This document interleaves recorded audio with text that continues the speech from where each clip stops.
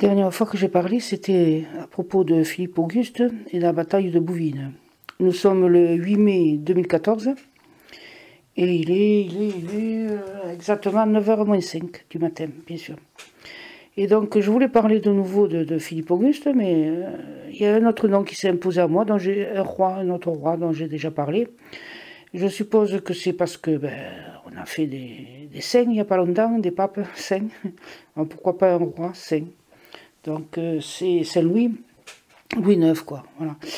Et en fait, c'est quand même le petit-fils de Philippe Auguste. Voilà. Donc c'est pour ça que j'ai plus de senti sur le fameux saint, le roi saint, parce que il avait son grand-père qui était un guerrier, et son grand-père maternel. Parce que son grand-père paternel, en fait, c'est un Espagnol, puisque la maman de Louis IX, c'est Blanche de Castille, dont j'ai déjà parlé. C'est une Espagnole, hein, Blanche de Castille. Et Blanche de Castille se trouve dans la salle du trône où justement Saint-Louis est assis sur son trône. Et dans la salle, là, il est assis en majesté avec l'épouse à côté. Et dans la salle, il y a énormément de monde. Je dirais qu'il y a 70 ou 80 personnes. C'est pratiquement tous les chevaliers, les nobles, les princes du royaume de France. Puisque le roi a décidé d'annoncer à tout le monde qu'il voulait faire une croisade. Parce qu'en fait, Saint-Louis, oui, il en a fait 2 croisades. Hein. Pour un saint, aller tuer les gens, c'est un peu... voilà. Mais c'était comme ça a toujours été comme ça. D'ailleurs, aujourd'hui encore, ça continue. Et pendant qu'on fait des papes d'un côté, il y a des gens qui sont assassinés de l'autre. Et pourtant, on est en 2014. Donc, que l'on veuille ou pas, il y a toujours des guerres à faire partout dans le monde et de tout temps, quoi. Malheureusement, c'est comme ça. Et donc, le roi, il est assis sur son trône. Il a une couronne sur la tête, une couronne à pointe, là. Ah non, bien sûr. Et puis, il y a des rubis ou des émeraudes ou des saphirs. Enfin, c'est bleu ou vert, je ne sais pas. Par contre, les rubis, je le vois bien. Et à la main, une de ses mains, il a en gros un énorme cabochon.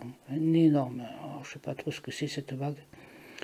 Et donc, on ne voit pas trop ses habits parce qu'il est, il est dans une grande cape avec mantelé, une grande cape en fourrure.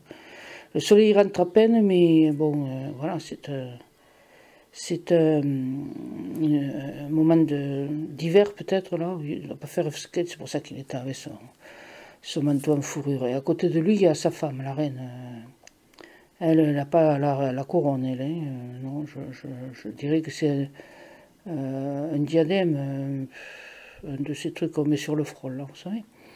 Mais c'est en or quand même, hein. C'est magnifique. Elle a une grande robe longue, bien sûr, comme à l'époque, qui a l'air d'être gris souris, gris bleuté. Et elle a une robe échancrée devant, mais pas échancrée jusqu'au fond du talon, échancrée normale, avec un gros collier qui tombe dans l'échancrure. Et elle a sa robe, elle est bordée de fourrure aussi, au col, aux manches. Et elle a une sorte de mantelet. Mais il n'est pas en fourrure, il est en tissu bordé de fourrure. Et la reine, elle est assise droite comme ça. Elle a une grande apparence altière, elle, par contre, elle est aussi... mais bien que son visage semble impassible, on a l'impression qu'il y a ses mains qui serrent très fort, là, parce que elle a peur, quoi, bien sûr. Partir chasser les infidèles, c'est de l'autre côté de la Méditerranée, et c'est des longs voyages. Et donc, l'aventure, c'est pas trop pour elle, quoi. Elle adore son mari, elle est toute à sa dévotion. Elle lui fera plein de gosses, 8 ou 9, ou 7 ou 9, quoi. Elle est toujours en train de faire des enfants.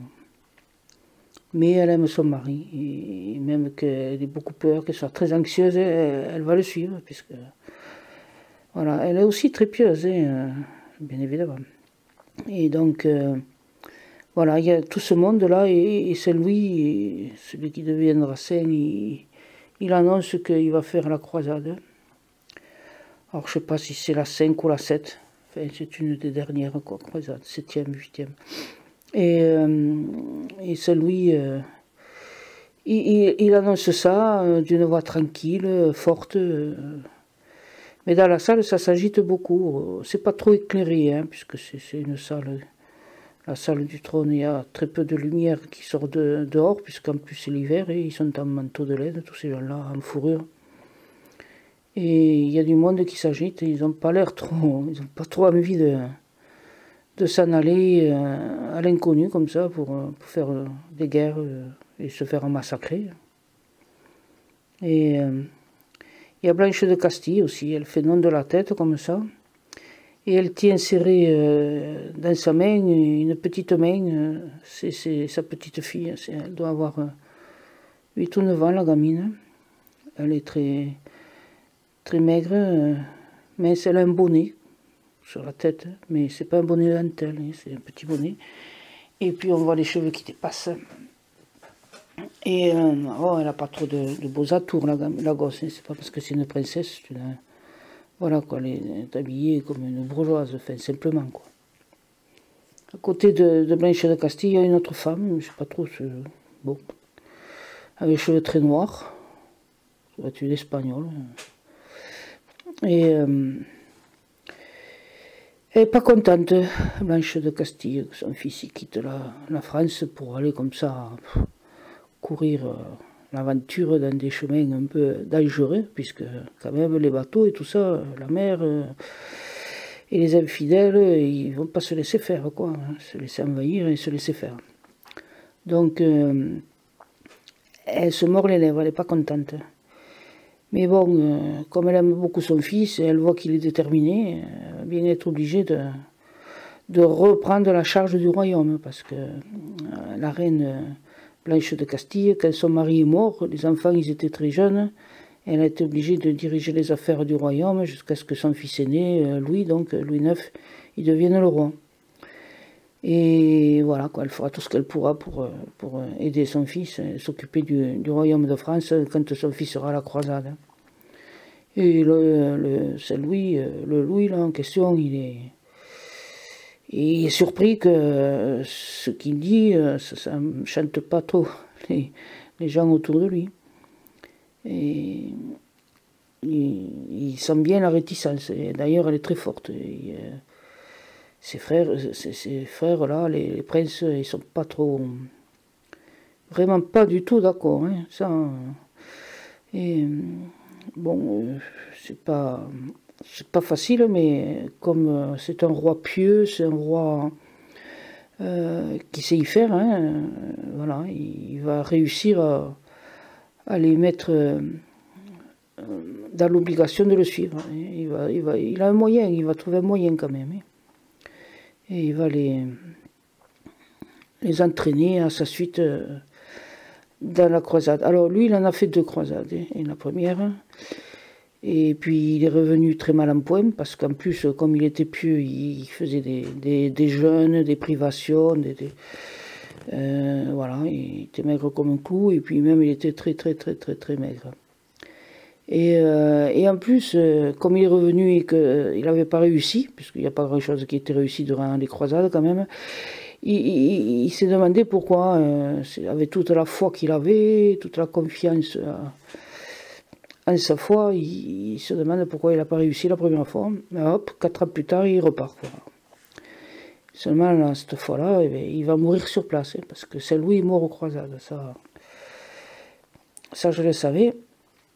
Mais voilà, ça c'est la première fois. Et il est droit, il est raide sur son trône, sa femme à côté qui n'emmène pas large, parce que elle se doute de tout ce que ça va faire comme bouleversement dans la vie de ses enfants, dans le royaume et tout ça. Mais bon, comme à l'époque les femmes étaient obéissantes, encore une fois, elle va obéir et soutenir son mari. Et donc, ça mettra du temps, mais tous ces chevaliers et tous ces militaires, hein, les nobles, qu'ils le veuillent ou pas, ils partiront tous en Terre Sainte là, pour faire la croisade. Hein. 7e ou 8e, je ne sais plus. Et ils étaient acharnés, les rois, à l'époque, parce qu'ils sont allés je ne sais pas combien de fois là-bas, mais ils n'ont pas... Voilà, mais bon, ils étaient tellement pieux que, le plus souvent... Mais n'empêche que là-bas, c'était faire la guerre, quoi. Alors, on peut être saint et un grand guerrier, apparemment, fait, un chef des armées, quoi. Voilà, c'est... c'est pareil maintenant, hein. Il y a beaucoup de présidents qui font la guerre, hein, alors qu'ils se prétendent d'une idéologie de paix. Mais quand ils sont au pouvoir, on les trouve en train de faire la guerre. Voilà. Et c'est pas... C'est incroyable que je puisse sentir un roi qui sera nommé saint plus tard. Et ça se passe au moment où justement, en fin avril-mai 2014, on fait saint des papes Jean XXIII, qui était pape quand j'avais jusqu'à l'âge de 12 ou 13 ans. Il était pape en 1963. Et ensuite Jean-Paul II. Et là, j'ai vu hier ou avant-hier qu'ils allaient faire aussi saint Paul VI, que moi aussi ouais, parce qu'après Jean XXIII, je crois qu'il y a eu Paul VI. Voilà. Donc, les papes sont saints, et un seul roi de France est saint, mais bon, ça fait rien. Hein. Et puis les croisades, quoi. Voilà, ce que faisait la religion.